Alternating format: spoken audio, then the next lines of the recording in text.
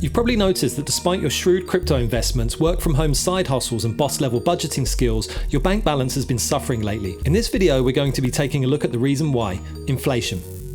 Inflation is a master of disguise and refers to the gradual price rises that slowly increase the cost of living, or cosy lives if you will. In this video, we're going to unpack its root causes so that you can understand exactly how it works. Inflation has three primary causes.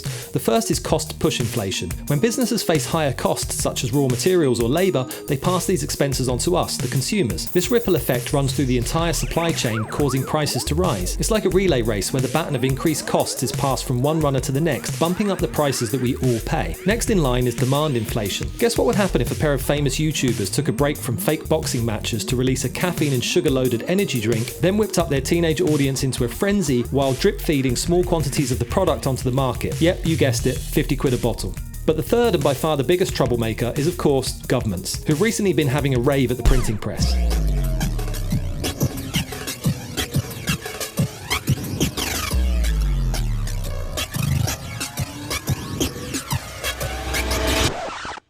I know what you're thinking, more money in the economy sounds great, right? But in reality, it's like a balloon getting too much air. Eventually it blows up. If a government prints excessive money, we end up with too much cash chasing too few goods and services. In this situation, every unit of currency loses its value, causing prices to rise. It's like a buy now, pay later scheme for governments to take their extravagant spending and put it on the never never. So let's take a look at the side effects we all care about most, our own personal finances. For the millennials, let me explain a concept known as saving. It's where you keep spare money to one side for a rainy day. If inflation is increasing more quickly than the interest that you're being paid, then inflation is devaluing those savings. For the boomers, let me explain a concept known as debt. It's where you use money that you don't have to buy things that you don't need. Luckily, inflation can actually help debtors as the amount they owe is fixed, while salaries tend to rise with inflation.